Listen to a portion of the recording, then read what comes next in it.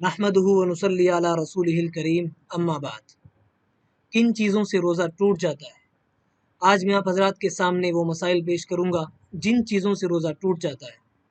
इन मसाइल का जानना ज़रूरी है, इसलिए आप इसको गौर से देखें और दूसरे लोगों के पास भी शेयर करें ताकि उनको भी फ़ायदा हो। नंबर 1, अगर किसी ने कोई चीज़ जानबूझकर खा ली या पी ली और उसको याद था कि उसका रोज़ा है तो उसका रोज़ा टूट जाएगा। लेकिन अगर कोई आदमी भूले से कोई चीज़ खा ले या पी ले तो उससे रोज़ा नहीं टूटता। लेकिन अगर कोई भूले से कोई चीज़ खा रहा है या पी रहा है और उसको फ़ौरन याद आ जाए कि उसका तो रोज़ा है, तो फ़ौरन उसको वहीं रुक जाना चाहिए। अगर वो बाद में कुछ खाएगा या पिएगा तो फिर रोज़ा टूट जाएगा।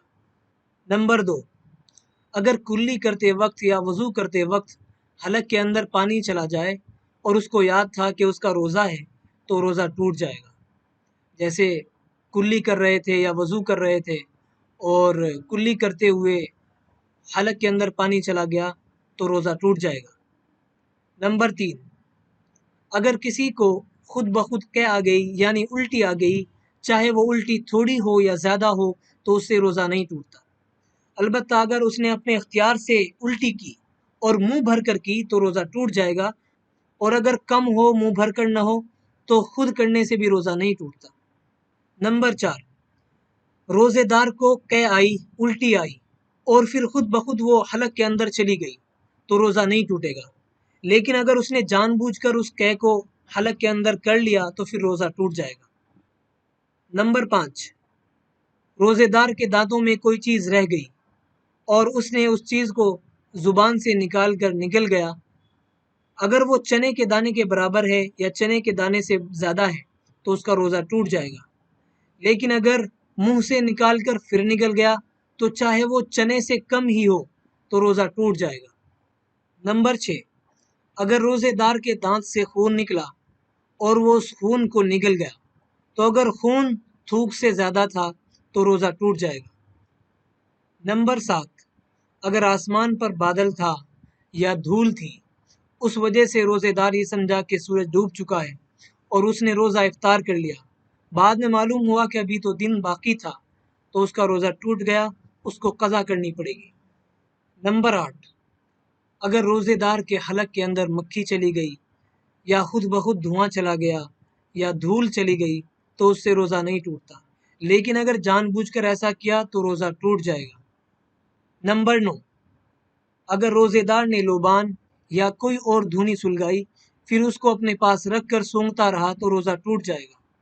नंबर 10, अगर रोज़ेदार कोयला चबाकर दांत मांजे या मंजन करे, टूथपेस्ट करे तो ऐसा करना मकरूह है।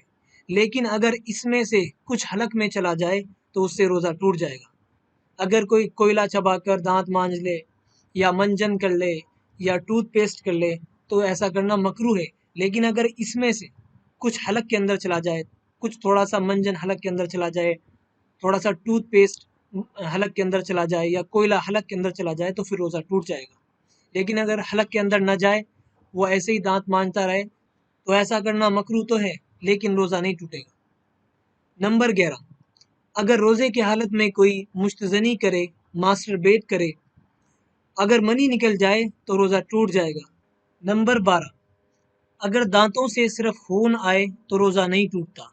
इसी तरह अगर खून सिर्फ हलक तक पहुँचे तब भी रोज़ा नहीं टूटेगा, चाहे खून ज़्यादा हो या कम। हाँ, अगर खून हलक से नीचे पेट तक पहुँच गया तो रोज़ा टूट जाएगा। और अगर खून कम था और थूक ज़्यादा था और खून का जायका महसूस नहीं हुआ तो रोज़ा नहीं टूटेगा।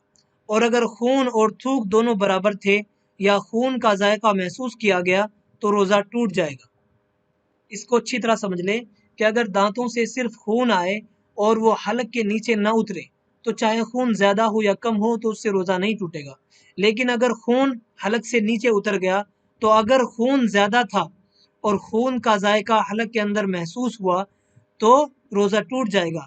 लेकिन अगर खून कम था और थूक ज़्यादा था और खून का जायका भी महसूस नहीं हुआ तो रोज़ा नहीं टूटेगा।